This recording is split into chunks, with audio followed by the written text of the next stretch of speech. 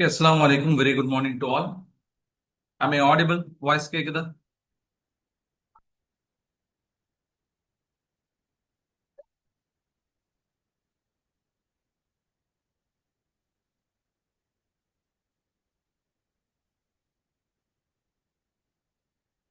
சரி, okay, super. இன்னைக்கான class start பண்ணிடலாம். ஆஸ் யூஷுவல் நம்ம முதல்ல என்ன பண்ணுவோம்? ஏற்கனவே நம்ம செலக்ட் பண்ணி வச்சிருக்கக்கூடிய ஸ்டாக்ஸ், நம்முடைய போர்ட்ஃபோலியோல இருக்கக்கூடிய ஸ்டாக்ஸ், அது வந்து என்ன லெவல்ல இருக்குது அப்படிங்கிறத பார்க்கணும். Okay. நம்ம ஒரு 4 ஸ்டாக் செலக்ட் பண்ணி வச்சிருக்கோம்னு நினைக்கிறேன். அதோடைய அப்டேட் என்ன அப்படிங்கிறத நம்ம முதல்ல பார்த்துருவோம். பட் அது இப்போ ஃபைல் ஓப்பன் ஆகிறதுக்கு 2 மினிட்ஸ் ஆகும். அது வரைக்கும் எப்பவுமே வந்து மார்க்கெட் ஆரம்பிக்கிறதுக்கு முன்னாடி 9 AM நம்ம என்ன பண்ணணும்? 3 விஷயங்களை வந்து பார்க்கணும். 3 விஷயங்கள்ல முதலாவது விஷயம் என்ன? குளோபல் மார்க்கெட் சீனாரியோ, உலகத்தில் இருக்கக்கூடிய மற்ற மார்க்கெட்ல என்ன நிலவரம் அப்படிங்கிறத பார்த்தோம்னா இன்னைக்கு எப்படி மார்க்கெட்டுடைய நிலவரம் இருக்கும்னு சொல்லி நம்ம பார்க்கணும். ரீசெண்டா பார்த்துட்டு இருக்கோம், நம்ம ஏற்கனவே டிஸ்கஸ் பண்ணியிருக்கோம்.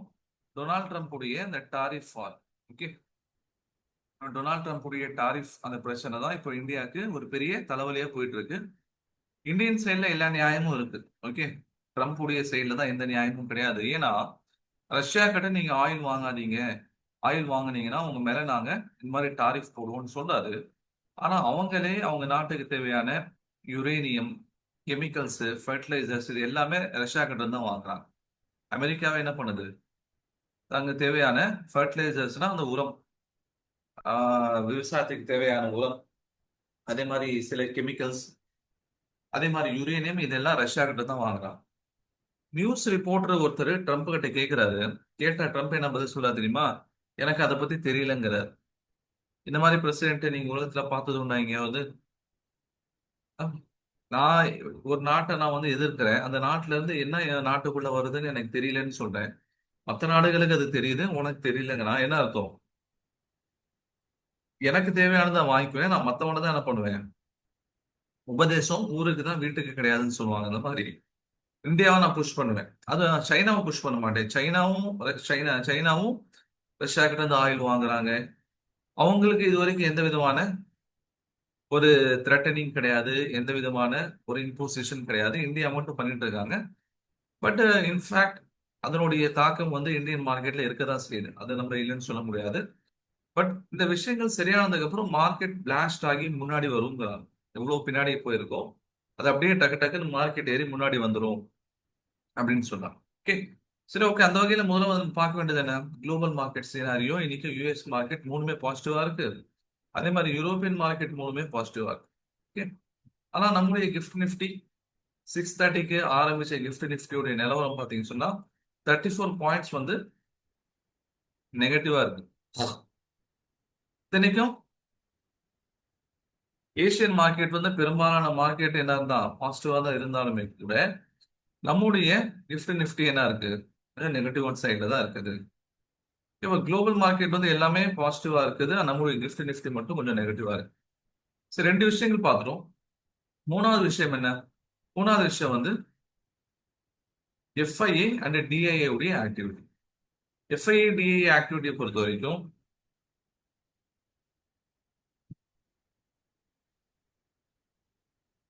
நேற்றுடைய நிலவரம் கிட்டத்தட்ட 5000 கோடி பணத்தை வெளியே எடுத்துட்டு போயிருக்காங்க. இந்த போன மாசம் கிட்டத்தட்ட 46,000 கோடி ரூபாய் பணத்தை வெளியே எடுத்துட்டு போயிருந்தாங்க. 47,000 கோடி ரூபாய் பணத்தை வெளியே எடுத்துட்டாங்க.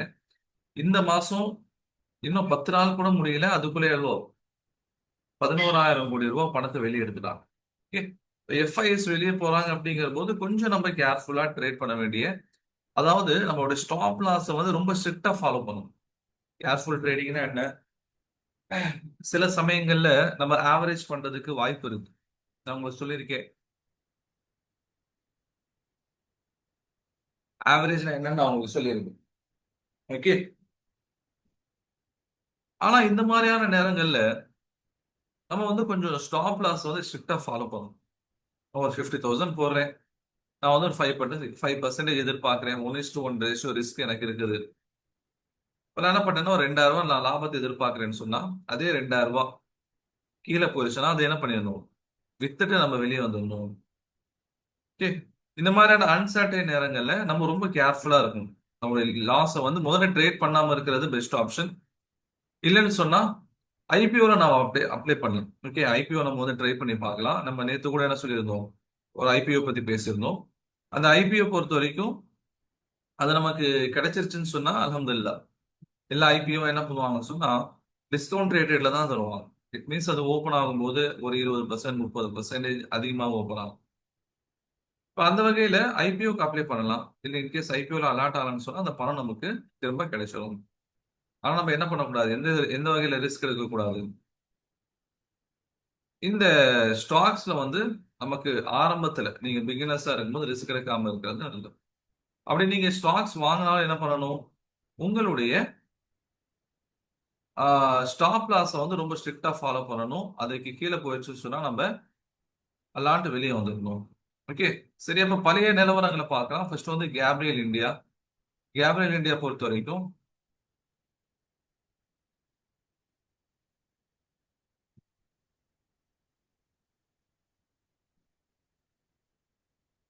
நம்ம டார்கெட் என்ன சொல்லியிருந்தோம், 1075 வந்து டார்கெட் சொல்லியிருந்தோம்.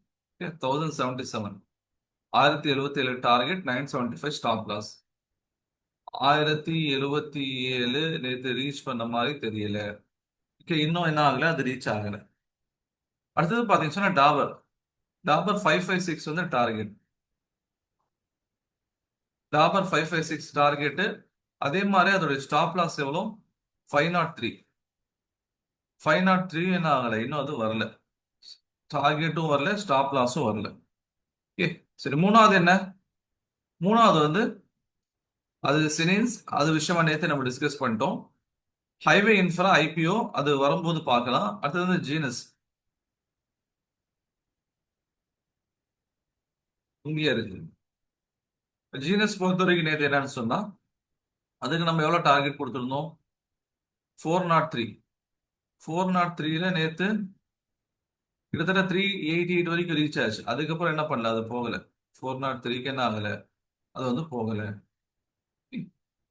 அப்ப இது வரைக்கும் எதுவுமே வந்து டார்கெட் ரீச் பண்ணல, ஸ்டாப் லாஸ் ரீச் பண்ணல. இது வரைக்கும் இந்த மாதிரி ஆனதே கிடையாது. எந்த ஒரு பேட்ச்ல என்னன்னு சொன்னா ஒரு 5 ஸ்டாக் செலக்ட் பண்ணி வச்சிருக்கோமா, இப்போ இந்த 5 ஸ்டாக்ஸ்ல என்ன இருக்குன்னு சொன்னா ரெண்டு வந்து டார்கெட் ரீச் ஆயிருக்கும், ரெண்டு வந்து டார்கெட் ஸ்டாப் லாஸ் ரெண்டுமே ரீச் ஆகாம போயிட்டு இருக்கும்.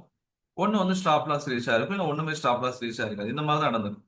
இப்போ ஆல்மோஸ்ட் நம்ம 1 வீக் வந்துட்டோம். இதுவே என்ன காமிக்குதுன்னா மார்க்கெட்டுடைய அன்சர்டனிட்டி. நீங்க எந்த ஸ்டாக் எடுத்தாலும் கிட்டத்தட்ட இந்த மாதிரியான ஒரு நிலவரத்துல தான் என்ன ஆயிட்டு இருக்குன்னு சொன்னா அது வந்து டிராவல் ஆயிட்டு இருக்கு.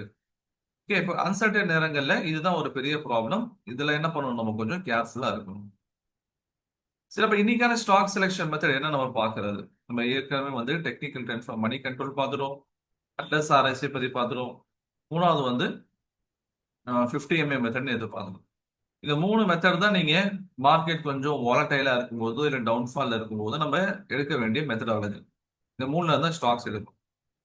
சரி, நாலாவது மெத்தட் எங்க இருந்து எடுக்கணும், எது நம்ம பார்க்கணும்னு சொன்னா ஜென்ரலி மார்க்கெட் வந்து ஒரு நார்மலான கண்டிஷன்ல இருக்கு, எந்த ஒரு பெரிய இஷ்யூஸும் இல்லை. ஓகே. அதே மாதிரி வந்து எந்த ஒரு ப்ராப்ளம் இல்லாத சமயங்கள் என்ன பண்ணணும், நம்ம மற்ற மெத்தட்லாம் எடுக்கணும். Screener method, sector method. அதே மாதிரி வந்து நம்ம வந்து நிஃப்டி 500ல இருந்து ஸ்டாக்ஸ் எடுக்கிறது. இப்போ ஆல்ரெடி நான் உங்களுக்கு என்ன சொல்லிட்டேன், இதுல இருந்து ஸ்டாக் எடுத்துடும், அதாவது ட்ரேடிங் ஐடியாஸ்ல இருந்து நம்ம ஸ்டாக் எடுத்துடும். அதாவது screener method, sector method, Nifty 500, இந்த மூணுல இருந்து நம்ம ஸ்டாக் செலெக்ஷன் பார்க்க வேண்டியது இருக்கு. இப்போ ஸ்கிரீனர் மெத்தடுக்கு என்ன, ஆல்ரெடி நான் வந்து ஒரு சார்ட் லிங்க் உடைய வெப்பேஜ் உடைய லிங்க் நான் உங்களுக்கு ஷேர் பண்ணியிருக்கேன். இப்போ என்ன ஆகும்னு சொன்னா அதுல உள்ள போயிட்டு நம்ம ஒரே ஒரு சேஞ்சஸ் மட்டும் பண்ணணும். அதுதான் அதோடைய வால்யூம். அதோட வால்யூம் பாத்தீங்கன்னு சொன்னா குறைஞ்சபட்சம் 5 லட்சம் இருக்கணும். இந்த ஒரு ஸ்டாக்ல 5 லட்சம் வால்யூம் இருக்கும்னு சொல்லியிருக்கோம். அதுக்கு கீழே போய் பார்த்தோம்னு சொன்னா 3 to 8% நடுவில் இருக்கக்கூடிய ஸ்டாக். இப்போ இங்க டோட்டலாவே 12 ஸ்டாக்ஸ் தான் வந்திருக்கு. மார்க்கெட் நல்ல விதமா இருந்துச்சுன்னு சொன்னா இங்க எவ்வளவு ஸ்டாக்ஸ் வரும்னு சொன்னா 2 பேஜஸ் 3 பேஜஸ் வரும். ஆனா இங்க நிலவரம் எப்படி இருக்குது, வெறும் 12 ஸ்டாக்ஸ் தான் இங்க ஃபில்டர் ஆயிருக்கு. இப்போ 3 to 8% நடுவில் இருக்கக்கூடிய ஸ்டாக்ஸ்னா நமக்கு வந்து மூணு ஸ்டாக்ஸ் தான் இங்க கிடைச்சிருக்கு. ஃபர்ஸ்ட் ஸ்டாக் விட்டுருங்க, அது 9% அபவ் போயிடுச்சு. 2, 3, 4. இப்ப நாலாவது ஸ்டாக் வந்து நம்ம எடுக்க மாட்டோம். ஏன்னு சொன்னா அது இஸ்லாமிக்கலி அந்த ஃபில்டர்ல வந்து அடி வாங்கிடும். ஏன்னா tourism finance corporation of India limited, okay, அது ஃபினான்ஸ் ரிலேட்டடான ஒரு ஸ்டாக் மாதிரி தெரியுது. சரியால அடி வாங்கிடும். இப்போ ரெண்டு, செகண்ட் அண்ட் தேர்ட் பார்க்கலாம். PGR energy systems limited, PGR energy systems limited. இப்போ இந்த ஸ்டாக் பார்த்தோம்னு சொன்னா, இந்த ஸ்டாக் வந்து ஒரு 3 நாளா என்ன ஆயிட்டு இருக்கு, அப்பர் சர்க்கியூட்ல முடிஞ்சிட்டு இருக்கு. ஓகே, இப்போ இந்த மாதிரி கோடு கூட வருது பாத்தீங்களா? இந்த மாதிரி கோடு கூட வரக்கூடிய ஸ்டாக்கை நம்ம என்ன பண்ணலாம், கொஞ்சம் அவாய்ட் பண்றதுங்கிறது நல்லது. ஏன்னா இவங்க ஓபன் ஆகும் போதே அப்பர் சர்க்கியூட்ல ஓபன் ஆகுறாங்க. அப்பர் சர்க்கியூட்னா என்னன்னு உங்களுக்கு நடத்திருக்கேன். அன்னைக்கு எவ்வளவு, ஒரு நாளைக்கு ஒரு ஸ்டாக் வந்து எவ்வளவு தூரம் மேலே ஏற முடியும் கீழே ஏற முடியும் அப்படிங்கிறதுக்கான ஒரு லிமிடேஷன்ஸ் இருக்கு. அது 5% மேலே ஏறுது, 5% கீழே ஏறுதுன்னா அதை தாண்டி போகாது. இப்போ இந்த மாதிரி கோடு கூட வருது, என்ன நமக்கு காமிக்குதுன்னா 5% ஓப்பன் ஆகும் போதே 5% மேலே ஏறி ஓப்பன் ஆகுது அப்படின்னு அர்த்தம். இப்போ இதுக்கு முன்னாடி இந்த இடத்துல பாருங்களேன், இந்த இடத்துல பாத்தீங்கன்னா அந்த மாதிரி தானே ஏறி இருக்கு. ஓப்பன் ஆகும் போதே 5% 5% 5% வந்து கேப் அப் ஆகி தான் ஓப்பன் ஆயிருக்கு. சார் இது நல்ல விஷயம் தானே சார், ஓப்பன் ஆகும்போது 5% வந்து ப்ராஃபிட்டா இருக்கு, அல்ஹம்துலில்லாஹ் புக் பண்ணிட்டு வந்துடலாமே அப்படின்னு சொல்லி கேட்டீங்கன்னா இதுல ஒரு ப்ராப்ளம் இருக்கு. ஏன்னா இப்போ 5% மேலே ஏறக்கூடிய ஸ்டாக் திடீர்னு 5% கீழே இறங்கும். கீழே இறங்கும்போது என்ன ஆகும் சொன்னா, ஓப்பன் ஆகும்போது -5% ஓப்பன் ஆகும். அதுக்கப்புறம் நீங்க விற்கணும்னு நினைச்சாலும் உங்களால விற்க முடியாது, உட்காந்து இருக்கும். ஏன்னா நான் அந்த மாதிரி மாட்டியிருக்கேன். ஒரு ஸ்டாக்கை நான் விற்கணும்னு நினைக்கிறேன், என்னால விற்க முடியல. ஏன்? ஏன்னா மார்க்கெட் வந்து 9:15 ஓப்பன் ஆகும்போதே அது -5%ல தான் அது ஓப்பன் ஆகுது. எத்தனை நாள் அந்த மாதிரி வச்சிருந்தேன்? அது மாதிரி 6 நாள் வச்சிருந்தேன். 6 நாள் 5 கீழே விழுதுன்னா 30% கீழே விழுந்துருச்சு. நான் விற்கவும் நினைச்சிட்டு விற்க முடியாம போயிடுச்சு. இப்ப இந்த மாதிரியான ஸ்டாக்ஸ் நம்ம கொஞ்சம் கேர்ஃபுல்லா இருக்கணும். அந்த மாதிரி ஸ்டாக்ஸ் எப்படி நம்ம கண்டுபிடிக்கிறது? இந்த மாதிரி கோடு கோடா இருக்கும். ஓகே, ஒரு ப்ராப்பர் கேண்டிலா ஃபார்ம் ஆகாம இந்த மாதிரி கோடு கோடா ஃபார்ம் ஆகிருக்கும். அதனால என்ன பண்ணணும், இந்த மாதிரியான ஸ்டாக்ஸ் கொஞ்சம் ரிஸ்கி ஸ்டாக்ஸ் கொஞ்சம் நம்ம அவாய்ட் பண்ணிடணும். அடுத்தது யாருக்கா? சன் Sandur manganese and iron ores.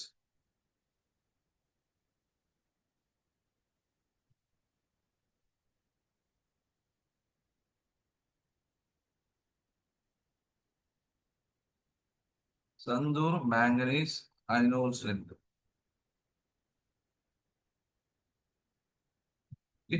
சரி, இந்த ஸ்டாக் நம்ம என்ன பண்ணிருக்கோம், அடுத்தது வந்து ஸ்கிரீனர் ஆப்ல நமக்கு கிடைச்சிருக்கு. சரி, இந்த ஸ்டாக்கை செலக்ட் பண்றதுக்கான ஏதாவது முகாந்திரம் இருக்கா? எதை வச்சு இந்த ஸ்டாக் செலக்ட் பண்றது? இப்போ ஓவராலா அந்த ஸ்டாக் உடைய மூவ்மெண்ட் நம்ம பார்த்தோம்னு சொன்னா எப்படி போயிட்டு இருக்கு? ஒரு டவுன்ஃபால் இருக்கு. Okay, lower low, lower high, lower low,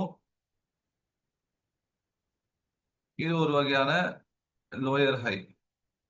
அடுத்தது லோயர் லோ, இந்த பக்கம் ஏறிட்டு இருக்கு. இது இது தாண்டி போனாதான், okay, இந்த பாயிண்ட் ப்ரீவியஸ் லோயர் ஹையை தாண்டி போனாதான் அதனுடைய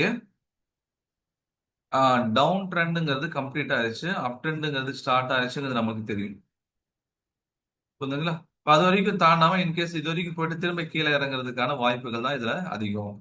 இப்ப இந்த ஸ்டாக் செலக்ட் பண்றதுக்கான எந்த ஒரு காரணியும் நமக்கு கண்ணுக்கு முன்னாடி தெரியல.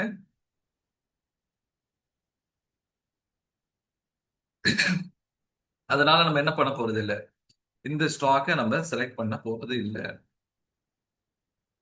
அப்போ நம்ம ஸ்கிரீனர் மெத்தட்ல இருந்து நமக்கு இன்னைக்கான ஸ்டாக் செலெக்ஷன் அப்படிங்கிறது கிடைக்கல. நம்ம ஏற்கனவே நான் உங்ககிட்ட சொல்லியிருந்தேன், இதுக்கு முன்னாடி இந்த மாதிரி ஆச்சு. ஏதோ ஒரு மெத்தட்ல இருந்து நமக்கு ஸ்டாக் ரிஃபைன் ஆகல, கிடைக்கல. தினமும் ஸ்டாக் கிடைக்கணும் அப்படிங்கிற அவசியம் எல்லாம் கிடையாது. ஓகேங்களா? அது இன்னைக்கு கிடைக்கலன்னா என்னடா இது இன்னைக்கு கிடைக்கலன்னு நினைக்கவும் தேவையில்லை. இன்னைக்கு கிடைக்கலன்னா நாளைக்கு கிடைக்கும். மார்க்கெட் வந்து daily comes and cos, daily வருது டெய்லி போகுது. இப்ப ஸ்கிரீனர் மெத்தட்ல இருந்து நமக்கு ஸ்டாக் கிடைக்கல. சரி, அடுத்தது என்ன மெத்தட் இருக்குது? செக்டார் மெத்தட் இருக்கு. செக்டார் மெத்தடுக்கு என்ன பண்ணணும் சார்? செக்டார் மெத்தட்னா என்ன?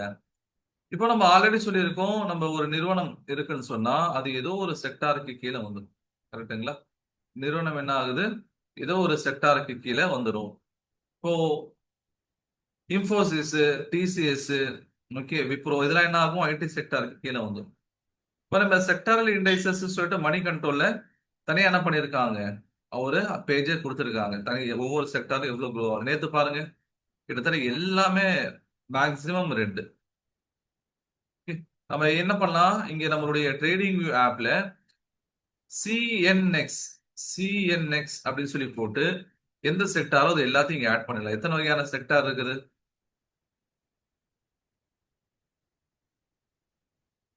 எத்தனை வகையான செக்டார் இருக்குது?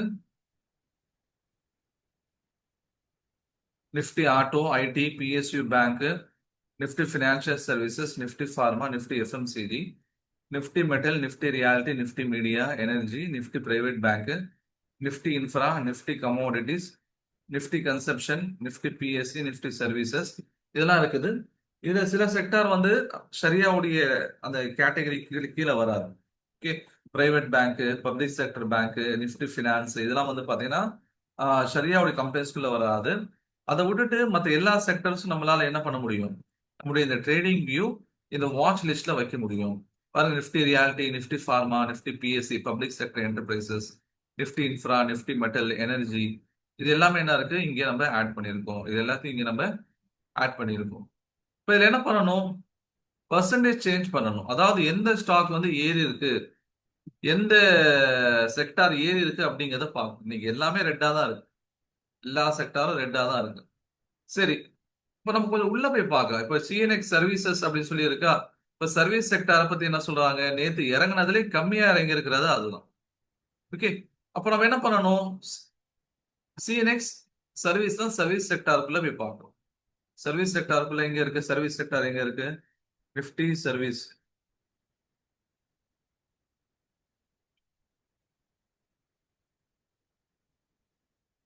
இங்க இருக்கு.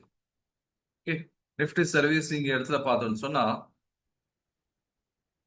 இங்க நம்ம உள்ள வந்துட்டா இதுக்கு கீழே எத்தனை வகையான ஸ்டாக்ஸ் இருக்கு அப்படிங்கறது என்ன பண்ணிருப்பாங்க இங்க காமிச்சிருப்பாங்க. இப்ப அடுத்து என்ன சார் பண்ணணும், இங்க பர்சன்டேஜ் இங்கேயும் சேஞ்ச் பண்ணுங்க. நேத்து மார்க்கெட் கீழே இறங்கி இருக்கிற போதுமே கூட சில ஸ்டாக்ஸ் மேல ஏறி இருக்கு, கிரீன் சிக்னல் காமிக்குது. ஹெச்டிஎஃப்சி லைஃப் அது ஷரியா கம்பெனிஸ்ல அடி வாங்கிரும். ஐசிஐசிஐ புரூடென்ஷியல் ஷரியா கம்பெனிஸ்ல அடி வாங்கிரும். அதானி போர்ட், அதானி போர்ட் வந்து 0.66% ஏறி இருக்கு. சரி, அதானி போர்ட்டுடைய டெக்னிக்கல்ஸை பார்க்கலாம். அதானி போர்ட்டுடைய டெக்னிக்கல்ஸை பார்க்கறதுக்கு முன்னாடி ஒரு விஷயத்த நான் சொல்ல மறந்துட்டேன். ஃபர்ஸ்ட் நம்ம அந்த சர்வீஸ் செக்டாருடைய இண்டெக்ஸை பார்க்கணும், அது எந்த டைரக்ஷன்ல போயிட்டு இருக்கு. சார் எதுக்கு சார் செக்டார்ல இருந்து நம்ம ஸ்டாக்ஸ் எடுக்க வேண்டிய தேவை என்ன இருக்குது அப்படின்னா, இப்போ செக்டார் எந்த டைரக்ஷன்ல போகுதோ அதுக்கு உள்ள இருக்கக்கூடிய ஸ்டாக்ஸும் அந்த டைரக்ஷன்ல தான் போகும். கரெக்டுங்களா?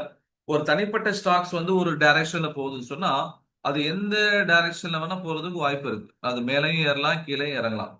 ஆனா செக்டாரை பொறுத்த வரைக்கும் அது எந்த டைரக்ஷன்ல போகுதோ அந்த டைரக்ஷன்ல தான் ஒரு அதுக்குள்ள இருக்கக்கூடிய ஸ்டாக்ஸ் அதை ஃபாலோ பண்ணி வருவதற்கான வாய்ப்புகள் இருக்கு. சொல்றது புரியுதா? நம்ம தமிழ்ல ஒரு பழமொழி கூட சொல்லுவாங்களா இல்லையா, தாயை போல பிள்ளை, நூலை போல சேலை அப்படின்னு சொல்லுவாங்க. தாய் எப்படி இருக்கோ அதே போலதான் வந்து அந்த பிள்ளையும் இருக்கும், அதுதான் அர்த்தம். அதே மாதிரிதான் செக்டாருங்கிறது ஒரு தாய் மாதிரி, அது எந்த டைரக்ஷன்ல போகுதோ அந்த டைரக்ஷன் தான் அதோடைய குழந்தைகள், அதோடைய ஸ்டாக்ஸ் எல்லாம் என்ன ஆகும், அந்த டைரக்ஷன்ல மூவ் பண்ணி போக ஆரம்பிக்கும். இப்போ நம்ம ஃபர்ஸ்ட் என்ன பண்ணணும், அந்த செக்டாருடைய இண்டெக்ஸ் நீங்க கிளிக் பண்ணீங்கன்னா அது எந்த டைரக்ஷன்ல போகுதுங்கிறத நம்ம காமிச்சிடும். இங்க பாருங்க, அது எந்த டைரக்ஷன்ல போகுது, அப்படியே டவுன்ஃபால்ல தான் இருக்கு. கிட்டத்தட்ட முப்பத்தி 34,000, கிட்டத்தட்ட 34,000 இருந்த பாயிண்ட்ஸ் இறங்கி 32,312, 2,000 பாயிண்ட்ஸ் கிட்டக்க கீழே இறங்கிருச்சு. இப்போ இந்த செக்டாரே ஓவராலா டவுன்ஃபால்ல போயிட்டு இருக்கு. நேத்து கம்மியா இறங்கி இருந்தாலும் ஓவராலா இந்த செக்டார் வந்து டவுன்ஃபால்ல தான் இருக்கு. அப்போ இந்த செக்டார் பக்கம் நம்ம போகக்கூடாது. சரி, அடுத்தது யாரு இருக்கா, இன்ஃப்ரா. ஓகே, சர்வீசஸ்க்கு முன்னாடி இன்ஃப்ரா பாருங்க. இன்ஃப்ராவும் இப்படிதான் இருக்குது, கிட்டத்தட்ட வந்து அதே ஒரு டைரக்ஷன்ல தான் போயிட்டு. இன்ஃப்ராவும் பாத்தீங்கன்னா அது டவுன்ஃபால்ல தான் போயிட்டு இருக்கு. 9,500 பாயிண்ட்ஸ் அப்படிங்கிற நிலைமையில இருந்து இறங்கி 9,000 பாயிண்ட்ஸுங்கிற நிலைமைக்கு வந்து நிற்குது. அடுத்து பாருங்க சிஎன்எக்ஸ் மெட்டல். சிஎன்எக்ஸ் மெட்டலை பொறுத்த வரைக்கும் எப்படி போயிட்டு இருக்குது, இது வந்து சைட்வேஸ் மூவ்மெண்ட்ல போற மாதிரி தான் தெரியுது. ஒரு பெரிய ஏற்றங்களோ இல்ல பெரிய இறக்கங்களோ இதுல இருக்கிற மாதிரி தெரியல. அதனால மெட்டலுடைய செக்டாரும் இப்ப நம்ம எடுக்க முடியாது, ஏன்னா அதுக்கு உள்ள இருக்கக்கூடிய ஸ்டாக்ஸும் கிட்டத்தட்ட இதே நிலவரத்துல தான் போகும். அடுத்தது என்ன, public sector enterprises. Public sector enterprises பொறுத்த வரைக்கும் பாருங்க, அதுவும் கிட்டத்தட்ட அதே டைரக்ஷன் தான் என்ன ஆயிட்டு இருக்கு, போயிட்டு இருக்குது. கீழே டவுன்ஃபால் தான் போயிட்டு இருக்குது. சரி, சிஎன்எக்ஸ் ஆட்டோ. சிஎன்எக்ஸ் ஆட்டோ சொல்லவே தேவையில்லை, கிளியர் கட்டான சைடுவேஸ் மூவ்மெண்ட் இப்ப நமக்கு வேணாம். அடுத்தது என்ன, எனர்ஜி டவுன்ஃபால் தான் போயிட்டு இருக்குது. எஃப்எம்சிஜி அதுவும் கிட்டத்தட்ட ஒரு பாசிட்டிவான டைரக்ஷன் நமக்கு தெரியல. சிஎன்எக்ஸ் மீடியாவும் டவுன்ஃபால்ல தான் போயிட்டு இருக்குது. ரியாலிட்டியும் டவுன்ஃபால்ல தான் போயிட்டு இருக்குது. இப்போ சிஎன்எக்ஸ் ஐடியும் டவுன்ஃபால்ல தான் போயிட்டு இருக்குது. சிஎன்எக்ஸ் ஃபார்மா அதுவும் டவுன்ஃபால்ல தான் போயிட்டு. சார் எல்லா செக்டரும் டவுன்ஃபால்ல போனா அப்ப இந்த ஸ்டாக்ஸ் தான் சார் நாங்க வாங்குறது.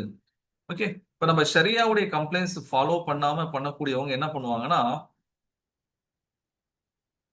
இன்ட்ராடேல ஷார்ட் செல்லிங் பண்ணுவாங்க.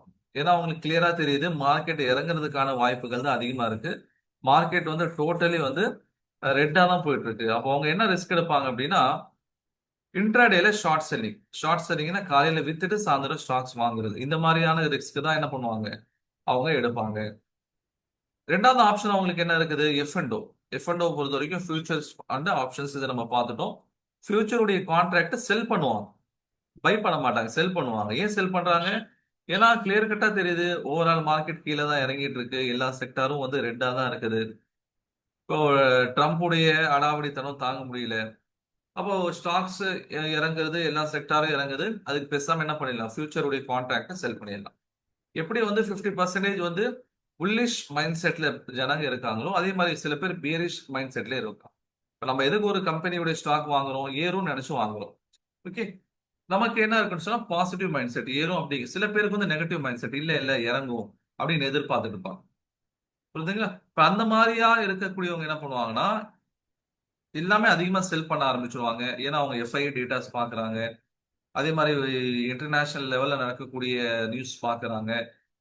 இதெல்லாம் பார்த்துட்டு அவங்களுக்கு தெரிஞ்சிடும் மார்க்கெட் நெகட்டிவ் டைரக்ஷன்ல போகும்போது நம்மள அதனால என்ன பண்ணலாம், நம்ம எல்லா விதமான கான்ட்ராக்டையும் செல் பண்ணி வைக்கலாம். இல்ல வந்து நம்ம வந்து ஆப்ஷன் செயினை பொறுத்த வரைக்கும் புட் ஆப்ஷன் வந்து என்ன பண்ணலாம், பை பண்ணலாம், இல்ல கால் ஆப்ஷன் செல் பண்ணலாம் அப்படின்ட்டு என்ன பண்ணுவாங்கன்னு சொன்னா ஆப்போசிட் டைரக்ஷன் போக ஆரம்பிப்பாங்க. நம்மளும் ஆக்சுவலி அப்படிதான் போகணும். ஆனா ஷரியாவுடைய கம்ப்ளைண்ட்ஸ் படி நம்ம அதெல்லாம் பண்ணக்கூடாதுங்கிறதுனால நம்ம என்ன பண்ணியிருக்கோம், நம்ம வந்து அந்த ட்ரேட்லாம் பண்ணாம இருக்கோம். நம்மளாம் என்ன பண்ணிட்டு இருக்கோம்னா அந்த ட்ரேட் நம்ம பண்ணாம இருக்கோம். ஓகே, இதுதான் நமக்கு இருக்கக்கூடிய ஒரு டிராபேக். இருந்தாலும் அதுக்கு நடுவுல கொஞ்சம் அத்திப்பூத்த மாதிரி சில நல்ல ஸ்டாக்ஸ் கிடைக்குமா அப்படின்னு சொல்லி நம்ம பார்த்துட்டு இருக்கோம். அதே மாதிரி வந்து ஸ்டாப் லாஸ் வந்து ஸ்ட்ரிக்டா நம்ம ஃபாலோ பண்ணிட்டு இருக்கோம். இப்போ அதுக்காக நம்ம என்ன சொல்லியிருந்தோம்னா 3 மெத்தட். ஓகே, மார்க்கெட் டவுன்ஃபால்ல இருக்கும்போது 3 மெத்தட் நம்ம பார்க்கணும். அதை technical trend for money control, அதே மாதிரி வந்து அட்லஸ் ஆர்எஸ்ஐ 50 MA. மற்ற எந்த மெத்தட் இன்னைக்கு ஸ்டாக்ஸ் நமக்கு கிடைக்க மாட்டேங்குதுன்னா செக்டார் மெத்தட்ல இருந்து இன்னைக்கு ஸ்டாக் கிடைக்கல, ஸ்கேனர் மெத்தட்ல இருந்து ஸ்டாக் கிடைக்கல. ஆனா வந்து ஒரு ஆப்ஷன் நமக்கு இங்க இருக்குது. அதாவது இன்னைக்கு ஏறக்கூடிய சில ஸ்டாக்ஸ் எல்லாம் பாத்தீங்கன்னு சொன்னா அவங்களுடைய Q1 உடைய பெர்ஃபார்மன்ஸ் நல்லா இருக்கிறனால ஏறக்கூடிய ஸ்டாக்ஸ் எல்லாம் நமக்கு காண கிடைக்குது. இங்க பாருங்க, டிரான்ஸ் டிரான்ஸ் ரயில் லைட்டனிங் லிமிடெட் நேற்று மட்டுமே கிட்டத்தட்ட 12% ஏறி இருக்கு. ஓகே, ஓவரால் மார்க்கெட் டவுன்ஃபால் இருக்கும்போது நேற்று மட்டுமே என்ன பண்ணிருக்காங்க, இவங்க 12% ஏறி இருக்காங்க. காரணம் என்ன, அவங்களுடைய Q1 ரிசல்ட் வந்து நல்ல விதமாவே பாசிட்டிவா வந்திருக்கு. அப்ப என்ன பண்ணலாம், நமக்கு அடுத்து இருக்கக்கூடிய ஆப்ஷனு குவார்டர்லி ரிசல்ட் நல்லா பெர்ஃபார்ம் பண்ணக்கூடிய கம்பெனிஸை செலக்ட் பண்ணி பார்க்கலாமா அப்படின்னா அது ஒரு ஆப்ஷன் நமக்கு இருக்கு. Okay, எங்க போகணும், மார்க்கெட் மணி கண்ட்ரோல் பேஜுக்கு போங்க, மார்க்கெட் போங்க, அதுல வந்து ஏர்னிங்ஸ் போனோம்னா எந்தெந்த ஸ்டாக்ஸ் உடைய குவார்டர்லி ரிசல்ட் வந்துகிட்டு இருக்கு அப்படிங்கறத அது நமக்கு காணும். கிட்டத்தட்ட 700 சொச்சம் கம்பெனியில 1500 சொச்சம் கம்பெனியோட ரிசல்ட் தான் வந்திருக்கு. இன்னைக்கு ஆகஸ்ட் 7 பாத்தீங்கன்னா 255 கம்பெனியுடைய ரிசல்ட் இன்னைக்கு வர இருக்குது. சரி, அதுக்கு முன்னாடி வந்து பாசிட்டிவ் growth கொடுத்த கம்பெனி போய் பார்க்கலாமா சார் அப்படின்னு சொல்லி பாத்தீங்கன்னா போலாம். பாசிட்டிவ் growthல போயிட்டு எந்த கம்பெனி நல்லா பெர்ஃபார்ம் பண்ணிருக்கு அப்படிங்கறத பாத்தீங்கன்னா இங்க உங்களுக்கு தெரியும். அதாவது ஏசிஎம்இ சோலார் இந்த கம்பெனி பாத்தீங்கன்னா நெட் ப்ராஃபிட் போன ஜூன் ஃபர்ஸ்ட் குவார்டர்ல, போன வருஷம் Q1ல அவங்களுடைய ப்ராஃபிட் வெறும் 1 கோடி, இந்த வருஷம் 131 கோடி. சூப்பர்ல நல்லா பெர்ஃபார்ம் பண்ணிருக்குல்ல. இப்ப இந்த கம்பெனியோட ஸ்டாக் நம்ம வாங்கலாமா அப்படின்னு சொல்லி பாத்தீங்கன்னா இதோடைய ரிசல்ட் வந்து ஜூலை 25 வந்துருச்சு. இன்னைக்கு வந்து ஆகஸ்ட் 7, 10 நாள் ஆயிடுச்சு. இதோடைய ரிசல்ட்னால வரக்கூடிய இம்பாக்ட் வந்து இந்நேரம் வந்து முடிஞ்சிருக்கும். இந்நேரம் என்ன இருக்கும், வந்து முடிஞ்சிருக்கும். அதனால நம்ம அதை வேணான்னு விட்டுருவோம். அப்ப என்ன அடுத்தது ஜூலை 30 ஹெக்குடைய ரிசல்ட் வருது. அவங்க நல்லா பெர்ஃபார்ம் பண்ணிருக்காங்க. போன வருஷம் Q1ல 2 கோடி, இந்த வருஷம் 88 கோடி. அதுக்கடுத்து பாத்தீங்கன்னா பாரதீப் பாஸ்பேட் வந்து நான் என்னுடைய ரேடார்ல எடுத்து வச்சிருக்கேன். இந்த ஸ்டாக் நல்லா பெர்ஃபார்ம் பண்ணிட்டு இருக்கு. பாருங்க நேத்து கூட 2% எப்படி வந்து ஏறிட்டு இருக்கு பாருங்க. ஏணி போட்ட மாதிரி ஏறிட்டு இருக்கு ஸ்டாக். ஓகே. ஒரு பக்கம் எனக்கு பயம் இருந்துட்டே இருக்கு. நம்ம வாங்கினதுக்கு அப்புறம் இது கீழே இறங்கிடுமோ அப்படின்ட்டு. எல்லாத்துக்கும் ஒரு பயம் எனக்கு கீழே வந்துட்டு தான் இருக்கு. ஆக்சுவலி இந்த ஸ்டாக் நான் எங்க கண்டுபிடிச்சேன்னா இந்த இடத்துல கண்டுபிடிச்சிட்டேன். ஓகே. இந்த இடத்துல நான் அந்த ஸ்டாக்கை கண்டுபிடிச்சிட்டேன். இருந்தாலும் வாங்குறதுக்கு கொஞ்சம் தயக்கமா தான் இருக்கு. 200 இருக்கும்போது கண்டுபிடிச்சு இப்ப 230 போயிருச்சு. ஓகே. இப்போ இவங்களுடைய குவார்டர்லி ரிசல்ட் நல்ல விதமா இருந்தனால என்ன ஆயிட்டு இருக்கு, இந்த ஸ்டாக் வந்து நல்லா பெர்ஃபார்ம் பண்ணிட்டு இருக்கு. அப்போ பாரதிக் பாஸ்பேட் ஒரு பக்கம்,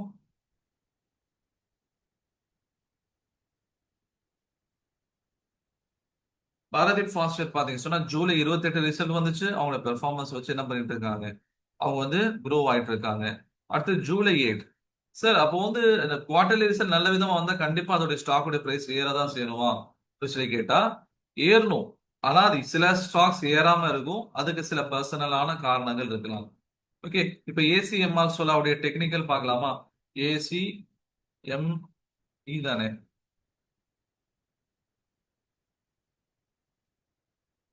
ஏசிஎம்இ பாருங்க, இது எப்படி போயிட்டு இருக்கு. இவங்களுடைய பெர்ஃபார்மன்ஸ் வந்து இதுவரைக்கும் வந்த ரிசல்ட்லயே டாப் பெர்ஃபார்மிங் ஸ்டாக்கா இது இருக்குது. இந்த டாப் பெர்ஃபார்மிங் ஸ்டாக் உடைய இப்போதைய நிலவரத்தை பாத்தீங்க அப்படின்னு சொன்னா இறங்கிட்டு இருக்கு. மேபி 10 நாளைக்கு முன்னாடி வரும்போது என்ன பண்ணிருக்கலாம், அந்த டக்கு டக்குன்னு கிரீன் கலர் கேண்டில் வந்து ஏறி இருக்கலாம். ஆனா இறங்கிட்டு இருக்கு. ஓகே. இதுதான் வந்து என்னது ரியாலிட்டி. ஒரு ஒரு Q1 Q2ல அந்த ரிசல்ட் வரும்போது நல்லா பெர்ஃபார்ம் பண்ணியிருந்தா அது ஏறணும். அது சில ஸ்டாக்ஸ் இறங்க ஆரம்பிக்கும். அதுக்கு பலவிதமான காரணங்கள் சொல்லப்படும். ஓகே. இப்ப நம்ம ஏறக்கூடிய ஸ்டாக்ஸ் வந்து நம்ம பிடிச்சிட்டோம்னு சொன்னா அதனுடைய மற்ற விஷயங்கள் நமக்கு வந்து எந்த தொந்தரவும் இல்லாம இருக்கு. அதோட நெகட்டிவ் ஃபேக்டர்ஸ் எதுவுமே இல்லாம இருக்குன்னா அது ஏறதுக்கான வாய்ப்பு இருக்கு. ஓகே. சரி, அடுத்து வந்து ரீசெண்டா வந்து ரிசல்ட் எது இருக்குது? உமியா building July 8.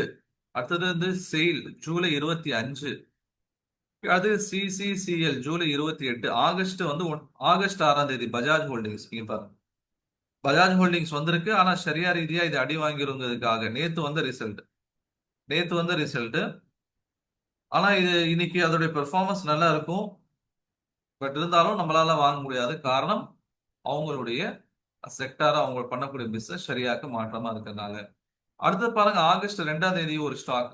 Okay. Mirza international அப்படின்ட்டு ஆகஸ்ட் 2, இன்னைக்கு ஆகஸ்ட் 7 ஆயிருச்சு. அடுத்து July 30, July 25, July 25, July 30, August 4. August 4 ஒரு ஸ்டாக் வந்திருக்கு. ஓகே. யாரு? வேன் பியூரி.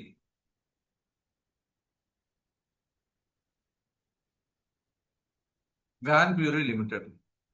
இப்ப இவங்களுடைய Q1 ரிசல்ட் நல்லா வந்திருக்கு அப்படிங்கறதுனால என்ன எதிர்பார்க்கலாம், இந்த ஸ்டாக் ஏறும் அப்படின்னு சொல்லி நம்ம எதிர்பார்க்கிறோம். இப்ப ஜூன் 4 வந்தனால 5, 6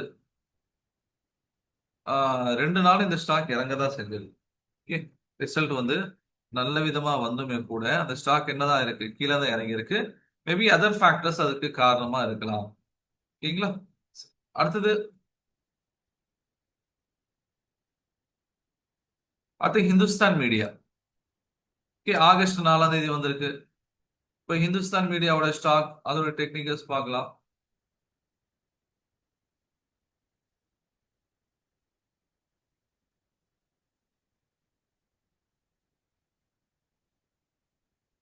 ஹிந்துஸ்தான் மீடியா வெண்ட் லிமிடெட்.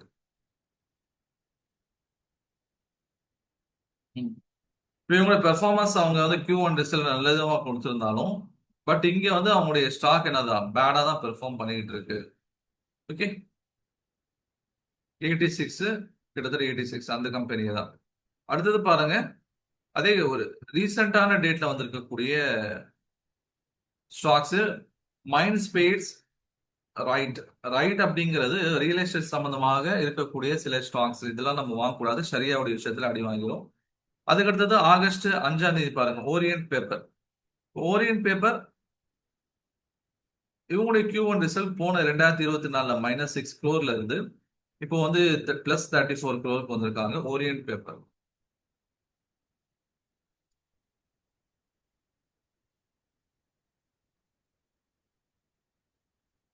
இப்போ இவங்களுடைய சேட்டை பார்த்தாலுமே கூட எதுவும் பெருசா நல்ல விதமா பெர்ஃபார்ம் பண்ண மாதிரி நமக்கு தெரியல.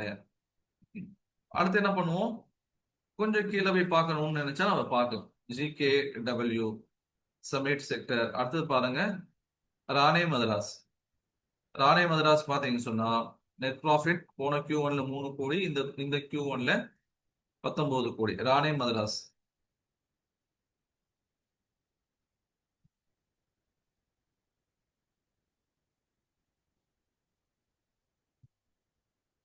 இவங்களுடைய பெர்ஃபார்மன்ஸும் பேடா தான் இருக்கு. Okay. இப்ப Q1 ரிசல்ட் நல்ல விதமா வந்துச்சு, அதனால ஏறுது அப்படின்னு சொன்னா அது எல்லா ஸ்டாக்குக்கான அந்த வாய்ப்புகள் இருக்கிறது இல்ல. மேபி அதர் ஃபேக்டர்ஸ் காரணமா இருக்கலாம். இப்ப என்னதான் சார் பண்றது இந்த மாதிரியான நேரங்கள் அப்படின்னு சொன்னா, திரும்ப நம்ம என்ன பண்றோம், நம்முடைய technical trend from money control அந்த மெத்தடுக்கு போறோம். ஏன்னா நம்ம வந்து நிஃப்டி 500 ஒன்று பார்க்க வேண்டிய பாக்கி இருக்குல்ல. சரி, நிஃப்டி 500 பார்த்துடலாம்.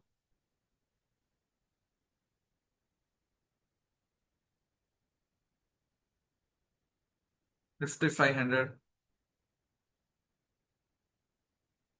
இங்க இருக்கிற இந்தியன் இண்டைசஸ் போங்க. இந்தியன் இண்டைசஸ்ல Nifty 50, bank Nifty, Nifty mid cap 100, Nifty 100, Nifty 200, அடுத்து Nifty 500.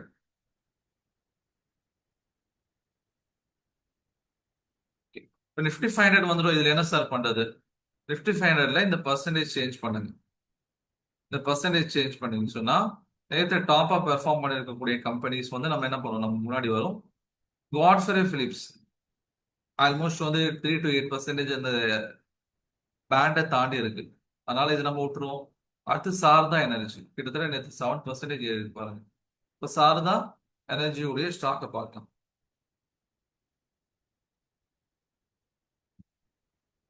Saradha energy and minerals limited. Okay, இப்போ இவங்களுடைய ஸ்டாக் பாருங்க எப்படி போயிட்டு இருக்கு. அடிச்சு தட்டிட்டு போயிட்டு இருக்கு. ஓவராலா இவங்களுடைய பெர்ஃபார்மன்ஸ் பாத்தீங்கன்னு சொன்னா கீழே இறங்கிட்டு இருந்துச்சு. ஓகே, அப்போ கொஞ்சம் சைடுவேஸ்ல போக ஆரம்பிச்சிச்சு. அப்போ கடைசியா அதோடைய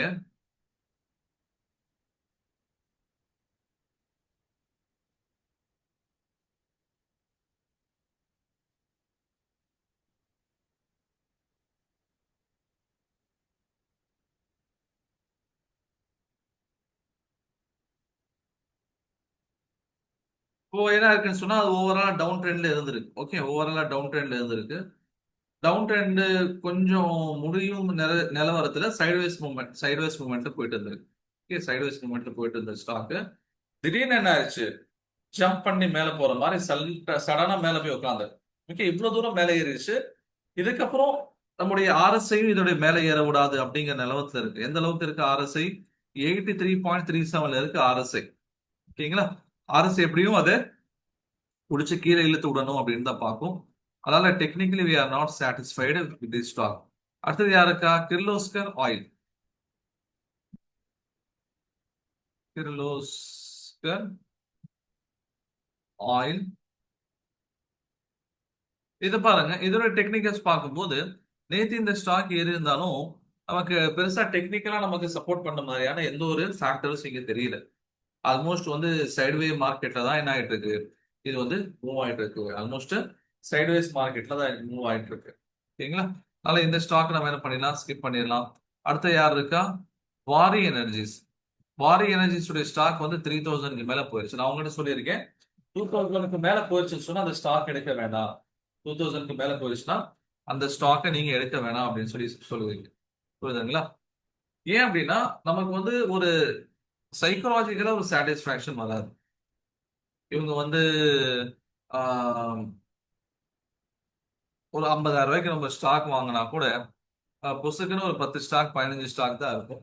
அதனால பெரிய லெவல்ல வந்து வாங்குறது தப்புன்னு சொல்ல மாட்டேன். ஆனா நம்ம கொஞ்சம் பிகினர்ஸா இருக்கிறதுனால அது வாங்காம இருக்கிறது நமக்கு ஒரு நல்ல ஒரு ஆப்ஷன். ஓகே, அடுத்து பாருங்க ரிலையன்ஸ் பவர். வாரி எனர்ஜிஸ்க்கு அடுத்து யார் இருக்கான்னு சொன்னா ரிலையன்ஸ் பவர்.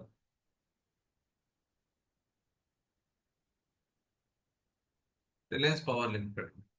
இங்க பாருங்க ரொம்ப நாளா கீழே இறங்கிட்டு இருந்த ஸ்டாக் இப்ப என்ன இருக்கு இங்க தெரியுதா? இங்க கோடு கூட தெரியுதா? 2 கோடு. இந்த இன்னைக்கு வந்திருக்கக்கூடிய கிரீன் கலர் கேண்டிலுக்கு முன்னாடி 2 கோடு வந்திருக்கு. என்ன அர்த்தம்? அது ஓபன் ஆகும்போது லோயர் சர்க்யூட்ல தான் ஓபன் ஆகுது. ஓகேங்களா? ரெண்டாவது ரிலையன்ஸ் பவரை பொறுத்த வரைக்கும் ஃபண்டமெண்டலி இது வந்து ரொம்ப வீக்கான ஸ்டாக், சரியாலே அடி வாங்கிடும். காரணம் என்ன அப்படின்னு சொன்னா இவங்களுடைய கடன் வந்து ரொம்ப அதிகமா இருக்கும். அதே மாதிரி பிளட்ஜிங் ரொம்ப அதிகமா இருக்கும். நம்ம பார்ப்போம். அவங்களுக்கு காமிக்கிறேன். ரிலையன்ஸ் பவருடைய ஃபண்டமெண்டல்ஸ்க்கு நம்ம அந்த ஸ்டாக் ஓபன் பண்ணி பார்ப்போம். ஸ்டாக் ஓபன் பண்ணி நம்ம என்ன பண்ணலாம்? இனிஷியலா நம்ம கடைசியில போய் பார்த்தோம்னு சொன்னா, இங்க பாருங்க ப்ரொமோட்டர்ஸ் உடைய ஹோல்டிங் எவ்வளவு இருக்குது? வெறும் 25%. எஃப்ஐஎஸ் கிட்ட 13, டிஐஏ கிட்ட 3, மீதி எல்லாமே பப்ளிக் கிட்ட இருக்கு. ப்ளூ வந்து அதர்ஸ். அதர்ஸ் நம்ம சொல்லியிருந்தோம். இது எந்த கேட்டகரி கீழேயும் வராதவங்க அதர்ஸ் அப்படின்னு சொல்லிட்டு. சரி சார், அடுத்தது இதுல என்ன வேற என்ன ப்ராப்ளம்? இதுல வந்து டெட் வந்து பெரிய இஷ்யூன்ஸ் இருந்துச்சு போன தடவை ரிசர்ச்ல நாங்க பார்க்கும்போது. ஓகேங்க பாருங்க. போன தடவைலாம் பார்க்கும்போது 1.68, 1.85, 1.83, 1.62 இருந்தது. இப்போ என்ன பண்ணிட்டாங்க? 0.93 குறைச்சிட்டாங்க. Still it's a very high தான். பார்டர்ல இருக்குது. ஓகே, பார்டர்ல இருக்குது. இது வந்து ஷரியா கம்ப்ளைண்ட்ஸ்ல ஒரு தடவை செக் பண்ணும்போது அடி வாங்கிருச்சு. அதனால வந்து இந்த ஸ்டாக் ரிலையன்ஸ் பவர் அப்படிங்கிறது நமக்கு வேணாம். சரி, வேற என்ன ஸ்டாக்ஸ் நம்ம பார்க்கிறது? குஜராத் ஃப்ளோரன்ஸ், அதுவும் கிட்டத்தட்ட 3000 ரூபாய்க்கு மேல இருக்குது. அடுத்தது ஐடிஐ. ஐடிஐ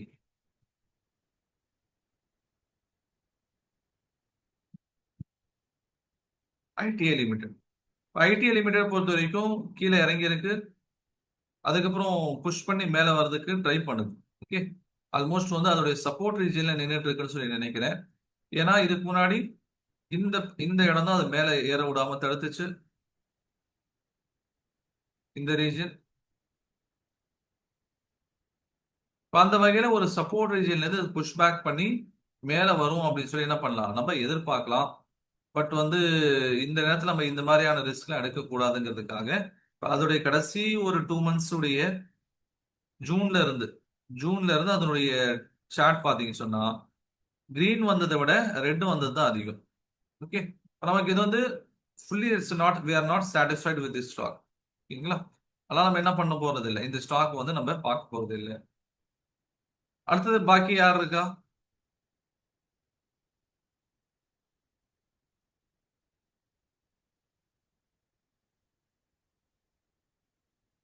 அது ஐஐஎஃப்எல் ஃபினான்ஸ். அது என்ன ஆயிரும்? சரியால அடி வாங்கிரும். அடுத்தது கோத்ரேஜ் அக்ரோவெட். ஆனா அதுல என்ன பிரச்சனை? அது 3%க்கு கீழே இறங்கிருச்சு. இப்ப இன்னைக்கு பாருங்க, இன்னைக்கு செக்டார் மெத்தட்ல இருந்து எந்த ஸ்டாக்கும் கிடைக்கல. நிப்டி 500ல இருந்தும் எதுவும் கிடைக்கல. அதே மாதிரி ஸ்கேனர் மெத்தட்ல இருந்து கிடைக்கல. காரணம் என்ன? நேத்துடைய நாள்ல ஒஸ்டான பெர்ஃபார்மன்ஸ் கொடுத்திருக்கனால மார்க்கெட் வந்து நேத்து என்ன நடந்திருக்கு? ஒஸ்டான பெர்ஃபார்மன்ஸ் கொடுத்திருக்கு. ஓகே, இப்ப நம்ம ஒரு ஓவரால் நமக்கு எப்படி தெரியுது சார் நல்ல பெர்ஃபார்ம் பண்ணிட்டு இருக்கு மார்க்கெட் வந்து இல்ல பேடா பெர்ஃபார்ம் பண்ணிட்டு இருக்கு அப்படிங்கிறது? நீங்க ஹோம் பேஜ்ல பாத்தீங்கன்னா அட்வான்ஸ் அண்ட் டிக்ளைன் அப்படின்னு சொல்லி 2 காலம் இருக்கு. Advance and decline. நேத்துடைய நாள்ல அட்வான்ஸ் ஆன ஸ்டாக் உடைய எண்ணிக்கை வெறும் 700. ஆனா டிக்ளைன் ஆன ஸ்டாக் உடைய எண்ணிக்கை 2000. ஓகே, கிட்டத்தட்ட 3 மடங்கு அதிகமா டிக்ளைன் ஆயிருக்கு. இந்த ஒரு வாரமாவே இதான் நடந்துட்டு இருக்கு. ஏறக்கூடிய ஸ்டாக்ஸ் விட இறங்கக்கூடிய ஸ்டாக்ஸ் தான் அதிகமா இருக்குது. அதனால நமக்கு என்ன கிடைக்கிறது இல்ல? ஸ்டாக்ஸ் அப்படிங்கிறது இங்க வந்து பெர்ஃபெக்ட்டா நமக்கு கிடைக்கிறது இல்ல. இதனால தான் நம்ம சொன்னோம் இந்த மெத்தட் வந்து நம்ம ப்ராப்ளமா இருக்கக்கூடிய நேரத்தை எடுக்க வேண்டாம். திரும்ப எங்க தான் போகணும்? திரும்ப வந்து நம்முடைய அந்த மார்க்கெட் அன்சர்டனா இருக்கும்போது நம்ம இந்த மெத்தட்ல தான் எடுக்கணும்னு சொல்லியிருந்தோமா இல்லையா? Technical confirm money control. Okay, அதே மாதிரி வந்து அட்லஸ் ஆர்எஸ்ஐ நிப்டி 500ல இருந்து எடுக்கணும். சரி, திரும்ப டெக்னிக்கல் ட்ரெண்ட்ல இருந்து ஆரம்பிப்போம். டெக்னிக்கல் ட்ரெண்ட்ல இருந்து ஆரம்பிக்கும் போது நம்ம செய்ய வேண்டியது அந்த பேஜுக்கு போகணும். இது நமக்கு என்ன ஆகுது? நமக்கு வந்து ஸ்டாக்ஸ் இதுக்கு விசிபிளா இருக்குன்னு சொன்னா நான் சப்ஸ்கிரைப் பண்ணியிருக்கிறது முக்கியமான காரணம். சமீப காலமா சப்ஸ்கிரைப் பண்ணாதவங்களுக்கு என்ன பண்ணது இல்ல? ஸ்டாக்ஸ் வந்து காமிக்கிறது இல்ல. நிப்டி 750 டோட்டல் மார்க்கெட் அப்ளை பண்ணுங்க. அதுல நல்லா பெர்ஃபார்ம் பண்ணிருக்கக்கூடிய ஸ்டாக்ஸ் இங்க காமிக்கும். அதுல ஃபர்ஸ்ட் ஒன் வந்து எஃப்எம். இது வந்து ஃபினான்ஸ் ரிலேட்டடான ஸ்டாக், இது வேணாம். அடுத்து பாருங்க Sharda corporation. S H A R D A. S H A R D A. Sharda crop chemicals கார்பரேஷன்ல கிராப் கெமிக்கல்ஸ். இது என்ன ஆயிட்டு இருக்கு? நல்ல விதமா ஸ்டாக் ஏறிட்டு தான் இருந்துச்சு. ஆனா ரீசெண்டா ஒரு 4 டேஸ்ல அந்த ஸ்டாக் வந்து சைடுவேஸ் மூவ்மெண்ட்ல நேத்து என்ன இருக்கு? அப்பட்டமா நேத்து 6ல இருந்து 7% வரைக்கும் கீழேயே இறங்கி இருக்கு. ஓகேங்களா? அப்ப இந்த ஸ்டாக் நம்ம என்ன பண்ணலாம்? இது எவ்வளவு தூரம் கீழே இறங்குங்கிறது தெரியாது. ஒரு ரிட்டர்ன் பவுன்ஸ் பேக் பண்றதுக்கு ஏதோ ஒரு அலாமத், ஏதோ ஒரு அடையாளம் காமிச்சிச்சுன்னு சொன்னா நம்ம என்ன பண்ணலாம்? அதை வந்து மூவ் பண்ணலாம். ஓகே, அடுத்து ஜி வெர்னோவா டிஎன்டி, இது வேணா 2000 ரூபாய்க்கு மேல இருக்குது. அடுத்து பாருங்க ஸ்டெர்லைட் டெக்னோ.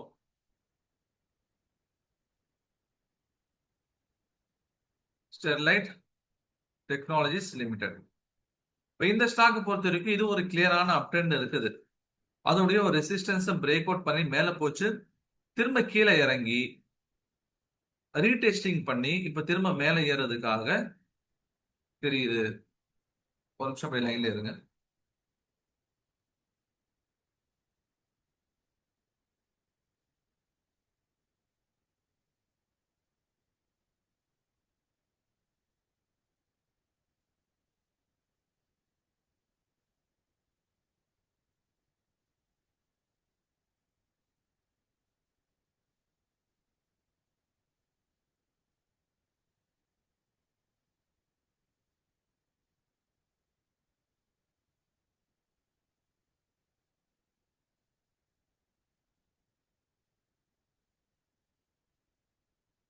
சரி, இப்போ எஸ்டெல் டெக்னாலஜிஸ் பொறுத்த வரைக்கும் என்ன ஆகுதுன்னு சொன்னா அதோட ரெசிஸ்டன்ஸை பிரேக் அவுட் பண்ணிருக்கு. அந்த ரெசிஸ்டன்ஸ் எத்தனை தடவை தடுத்து நிப்பாட்டி இருக்குன்னு சொன்னா இந்த இடத்துல 1, இந்த இடத்துல 2, இந்த இடத்துல 3வது தடவை என்ன பண்ணிருச்சு, பிரேக் பண்ணிட்டு வெளியே போயிட்டு திரும்ப ரீடெஸ்டிங் பண்ணிருக்கு. இந்த இடத்துல ரீடெஸ்டிங் பண்ணிருக்கு பாருங்க.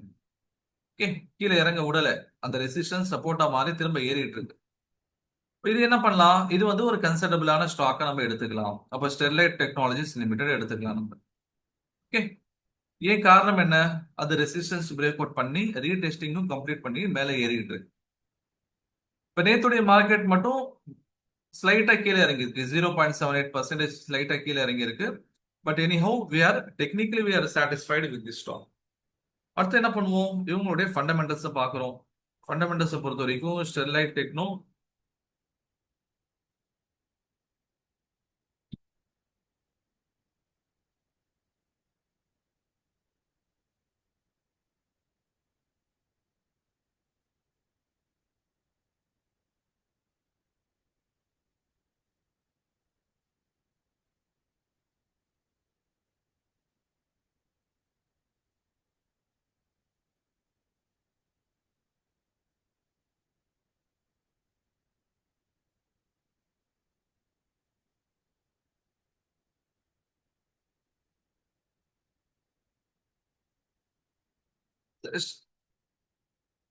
ஸ்டெர்லைட் டெக்னாலஜிஸ் லிமிடெட் இவங்களுடைய புக் வேல்யூ பார்ப்போம்.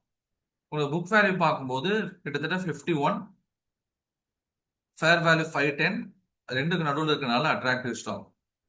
ஸ்கேனுடைய பேஜுக்கு போயிடலாம். ஸ்கேனுடைய பேஜ் போகும்போது டிக்ரீசிங் ஆர்ஓசி நெகட்டிவான விஷயம், institutional selling negative, promoter increasing ஹோல்டிங்ஸ்ங்கிறது positive, quarterly profit growth higher than 21% positive. ரெண்டு நெகட்டிவ், ரெண்டு பாசிட்டிவான விஷயங்கள் இங்க சொல்லியிருக்காங்க. அதுக்கடுத்து என்ன பண்ணுங்க, ஃபாரம்ல போங்க. ஃபாரம்ல என்ன இருக்குது, any update on STL network listing date and price ஒருத்தர் கேட்கிறாரு. One more bearish day and another outstanding day as Sterlite technology stand tall amidst the carnage 150 level surely loading soon. சீக்கிரம் 150 வந்துருங்கிறாங்க. இப்போ ஃபாரம்ல நமக்கு பெருசா எதுவும் இன்ஃபர்மேஷன், பாசிட்டிவான இன்ஃபர்மேஷன் கிடைக்கல. சரி, உனக்கு ஃபினான்ஷியல் பார்க்கும்போது லாஸ்ட் 3 இயர்ஸா கீழே இறங்கிட்டு இருக்காங்க. ஓகே, லாஸ்ட் 3 இயர்ஸா கீழே இறங்கிட்டு இருக்காங்க. ரெவன்யூ கீழே இறங்கிட்டு இருக்கு. அதே மாதிரி வந்து பாருங்க, நெட் ப்ராஃபிட் வந்து மைனஸ்ல இருக்கு. இப்போ நெட் ப்ராஃபிட் மைனஸ்ல இருந்தா இபிஎஸும் மைனஸ்ல தான் இருக்கும். அதே மாதிரி வந்து ரிட்டர்ன் ஆன் ஈக்விட்டியும் மைனஸ்ல தான் இருக்கும். Okay, debt to equity ratio 0.91, maximum வந்து நெகட்டிவா தான் இருக்கு. அப்போ ஃபினான்ஷியல் வந்து இவங்க ரொம்ப வீக்கா இருக்காங்க. இவங்களுடைய ஃபண்டமெண்டல்ஸ்ங்கிறது ரொம்ப வீக்கா இருக்கு. அதனால இந்த ஸ்டாக் என்ன பண்ணிடலாம், நம்ம அவாய்ட் பண்ணிடலாம். இந்த ஸ்டாக் என்ன பண்ணிடுவோம், நம்ம அவாய்ட் பண்ணிடுவோம். Technically even if you are technically satisfied, we are not satisfied with the fundamentals. சரிங்களா, ஃபண்டமெண்டல்ஸ் சரியில்லை, அதனால இந்த ஸ்டாக்ஸ் நம்ம ரிஸ்க் எடுக்க வேணாம். சரி, அடுத்து யார் இருக்கா, அடுத்து வந்து பாத்தீங்கன்னா ஆத்தம் இன்வெஸ்ட்மெண்ட். ஓகே, அதுக்கடுத்து பாத்தீங்கன்னா டேட்டா மேட்ரிக்ஸ் குளோபல். சரி, டேட்டா மேட்ரிக்ஸ் குளோபல் ஸ்டாக் நம்ம செக் பண்ணி பார்க்கலாம்.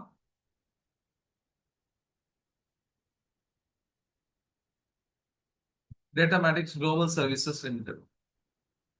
இது பாருங்க, இவ்வளோ இக்கட்டான சூழ்நிலையிலையும் ஏணி போட்ட மாதிரி என்ன ஆயிட்டு இருக்கு, daily green colour candle. Okay, நமக்கு அங்கங்க கிரீன் கலர் கேண்டில் கிடைச்சாலும் நம்ம பெருசா நினைச்சிட்டு இருக்கோம். ஆனா இங்க என்ன நடந்திருக்கு, டெய்லி வந்து கிரீன் கலர் கேண்டில் கிடைச்சிட்டு இருக்கு. இப்போ அதே மாதிரி நம்ம வந்து இது ரிஸ்க் எடுக்கலாமா, இப்ப மாதிரியான சூழ்நிலை வேணாம். ஏன்னா ஆர்எஸ்சி பாருங்க 93 போயிடுச்சு. ஓகே, என்னுடைய இதுவரைக்குமான ரிசர்ச்ல 93 வரைக்கும் RSI போன எந்த ஸ்டாக்கையும் நான் பார்த்தது இல்லை. அப்போ அவ்வளோ புஷ் ஃபேக்டர் இதுக்கு இருக்குது. பட் இருந்தாலும் நம்ம என்ன பண்ண வேணாம், இதுல வந்து நம்ம ரிஸ்க் எடுக்க வேணாம். இது என்ன பண்ணிடலாம், டேட்டா மேட்டிக்ஸ் விட்டுடலாம். அடுத்த ஸ்டாக்ஸ் ஹிட்டாச்சி எனர்ஜி மோர் தென் 20,000. அதுக்கடுத்து பாத்தீங்கன்னா சொன்னா டெலிவரி. இந்த டெலிவரி கம்பெனில இருக்கக்கூடிய ஒரு பிளஸ் என்ன தெரியுங்களா? பிளஸ் இல்ல, அது சம்பந்தமான ஒரு இன்ஃபர்மேஷன். ஹோம் மினிஸ்டர் அமித்ஷாவுடைய கம்பெனி ஆகாது. ஓகே, இப்போ ஹோம் மினிஸ்டர் அமித்ஷாவுடைய கம்பெனியா இருந்தா என்ன இருக்கும்? கவர்மெண்ட் சைட்ல இருந்து அவங்களுக்கு ஃபுல் சப்போர்ட் இருக்குமா? இன்னைக்கு இந்த காலகட்டத்துல பேங்க்ல இருந்து அனுப்பக்கூடிய எல்லா லெட்டர்ஸும் இவங்க மூலியமா தான் வருது. ஓகே, பேங்க்ஸ்ல இருந்து அனுப்பக்கூடிய எல்லா லெட்டர்ஸும் இவங்க மூலியமா தான் வரும். இப்போ இது என்ன பண்றாங்க, இந்த நிறுவனம் அமித்ஷாவுடைய நிறுவனம் அப்படிங்கறதுனால இதுல வந்து கவர்மெண்ட் சைட்ல இருந்து இவங்களுக்கு ஃபுல் சப்போர்ட் இருக்கும் அப்படிங்கிறது நமக்கு கிளியர் கட்டா தெரியும். ஏன்னா கவர்மெண்டே அவங்க தான். அதனால கிளியர் கட்டா பாருங்க, ஏப்ரல்ல இருந்து என்ன ஆயிட்டு இருக்கு, ஸ்டாக் வந்து கிளியர் கட்டா மேல ஏறிட்டு இருக்கு. அண்ட் தென் நமக்கு வந்து நேத்து 2 நாளா வந்து ஒரு சின்ன டவுன்ஃபால் தெரியுது. அதே மாதிரி இவங்க அவங்களுடைய ரெசிஸ்டன்ஸ் பிரேக் அவுட் பண்ணிட்டீங்க சார். அது ரெசிஸ்டன்ஸ் வரைஞ்சிருக்கீங்க. ஏன்னா கொஞ்சம் முன்னாடி, கொஞ்சம் 4 வருஷத்துக்கு, 1 வருஷத்துக்கு முன்னாடி அந்த ரீஜன் தான் ரெசிஸ்டன்ஸா ஒர்க் ஆகிட்டு வந்திருக்கு. இப்போ அதை தாண்டி என்ன இருக்குன்னு சொன்னா ஸ்டாக் போயிருக்கு. நம்ம என்ன பண்ணணும், வெயிட் பண்ணணும். எதுக்கு வெயிட் பண்ணணும்? இது வந்து ஒரு என்ட்ரி கேண்டில் மாதிரி கன்சிடர் பண்ணிட்டு ஒரு கன்ஃபர்மேஷன் கேண்டில் பக்கத்துல இன்னொரு கிரீன் கலர் கேண்டில் இதோட ஹையஸ்ட் பாயிண்ட் தாண்டி வருதா அப்படின்னு சொல்லி நம்ம பார்க்கணும். இதோட ஹையஸ்ட் பாயிண்ட் என்ன, இங்க நோட் டவுன் பண்ணிட்டோம். ஹையஸ்ட் பாயிண்ட் என்ன பண்ணிட்டோம், நோட் டவுன் பண்ணிட்டோம். ஹையஸ்ட் பாயிண்ட் அங்க நம்ம நோட் டவுன் பண்ணிட்டோம். இப்போ நம்ம வந்து அடுத்து ஒரு கிரீன் கலர் கேண்டில் அதோட ஹையஸ்ட் பாயிண்ட் தாண்டி க்ளோஸ் ஆச்சுன்னு சொன்னா நம்ம என்ன பண்ணலாம், நம்ம வந்து அடுத்து இதை பை பண்றதுக்கு கன்சிடர் பண்ணலாம். இப்போ நம்மளோட ரேடார்ல ஆட் பண்ணி வேணா வச்சுக்கலாம். டெலிவரி அப்படிங்கிறது ரேடார்ல ஆட் பண்ணி வச்சுட்டு இன்கேஸ் இன்னைக்கு ஓப்பன் ஆகும்போது ஒரு கிரீன் கலர் கேண்டில் வந்துச்சுன்னா அதை பை பண்றதுக்கு கன்சிடர் பண்ணலாம். ஓகே, அது வரும்போது நம்ம பார்த்துக்கணும். சரி, அடுத்து இப்போ வந்து டெய்லி டெலிவரி போயிருச்சு. அது டிரான்சிட் லைட் அவங்களுக்கு ஏற்கனவே காமிச்சேன். நேத்து நேத்து மட்டுமே 12% ஏறி இருக்கு. நேத்து மட்டுமே 12% ஏறின ஸ்டாக் இன்னைக்கு எந்த தைரியத்திலும் நம்மளால வாங்க முடியாது, கொஞ்சம் சிரமம் தான். ஓகேங்களா? நம்ம எந்த தைரியத்துல வாங்குறது அப்படிங்கிற ஒரு கேள்வி வரும். நேத்து 12% ஏறின ஸ்டாக் இன்னைக்கு அது வந்து growth காமிக்குமா இல்ல எந்த டைரக்ஷன்ல போகும் அப்படிங்கிறது நமக்கு தெரியாது. சரிங்களா? அடுத்தது பாருங்க.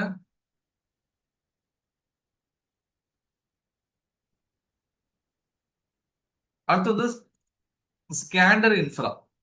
ஓகே, ஸ்கேண்டர் இன்ஃப்ராவை பொறுத்த வரைக்கும் என்ன சொன்னா, நான் ரிசர்ச் பண்ணி பார்த்தேன் இந்த ஸ்டாக். இந்த ஸ்டாக் இங்க இருக்கு பாருங்க. ஓகே, இது ஒரு கிளியர் கட்டான அப் ட்ரெண்ட்ல போயிட்டு இருக்கக்கூடிய ஒரு ஸ்டாக். பட் 2-3 டேஸா இது வந்து ஒரு தயக்கத்துல தான் இருக்குது. 2-3 டேஸா இது வந்து ஒரு தயக்கத்துல இருக்குது. இதோடைய ரெசிஸ்டன்ஸ் ரீசெண்டா அல்லது வந்து ரெசிஸ்டன்ஸ் வந்து அவங்களுக்கு பக்கத்துல எங்கேயுமே இல்லை. ரெசிஸ்டன்ஸ் வந்து அவங்களுக்கு பக்கத்துல எங்கேயுமே இருக்கிற மாதிரி தெரியல. ஓகே, ரெசிஸ்டன்ஸ் பிரேக் அவுட் போட்டு நல்லாவே புஷ் அவுட் கொடுத்துருக்கு. பட் வந்து பியாண்ட் லிமிட் போயிடுச்சு. இன்னும் சொல்ல போனா இன்னைக்கு டெக்னிக்கல்ஸ், அதாவது technical trend from money control வந்து இந்த இந்த ஸ்டாக் நமக்கு கிடைக்கல. சில சமயங்கள்ல இந்த மாதிரி நடக்கலாம். ஓகே, சில சமயங்கள்ல வந்து நமக்கு sector method, scalar method, Nifty 500 இது எதுவுமே நமக்கு வந்து மூணுமே சாட்டிஸ்ஃபை ஆகிற மாதிரி ஸ்டாக் அமையாது. ஓகேங்களா? அதனால நம்ம என்ன பண்ணோம், இன்னைக்கான ஸ்டாக் செலெக்ஷன் அப்படிங்கிறது கிடைக்கல. அதை அப்டேட் பண்ணிக்கோங்க, நம்மளுடைய ஃபைல் அப்டேட் பண்ணிக்கோங்க.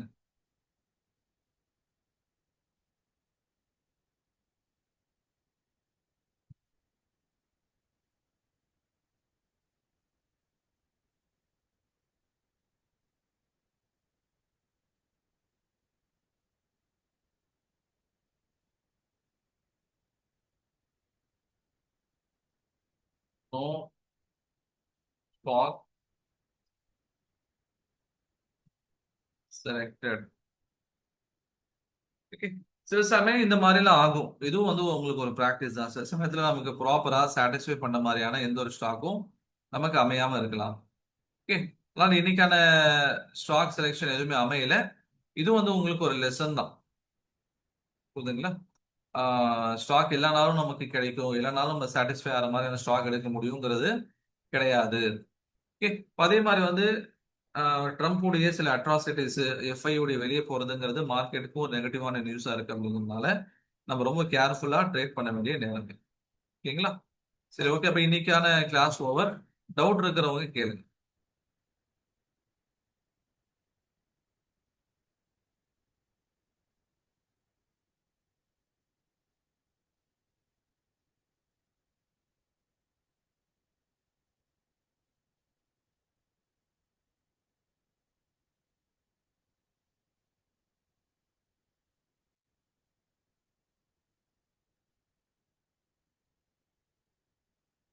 டவுட் இல்லையா? நோ டவுட்னு சொல்லுங்க, கிளாஸை வைண்ட் அப் பண்ணிக்கலாம்.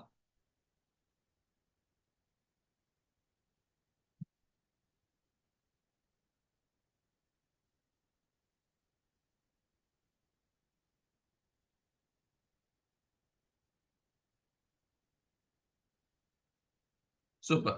சரி, நாளைக்கு உங்களுக்கு ஏதாவது ரிசர்ச் பண்ண டவுட் வந்தாலும் நீங்க தாராளமா என்ன பண்ணுங்க, வாட்ஸ்அப்ல கேளுங்க. ஆன்சர் பண்றோம் இன்ஷா அல்லாஹ். இன்னைக்கான கிளாஸ் வைண்ட் அப் பண்ணிக்கலாம்.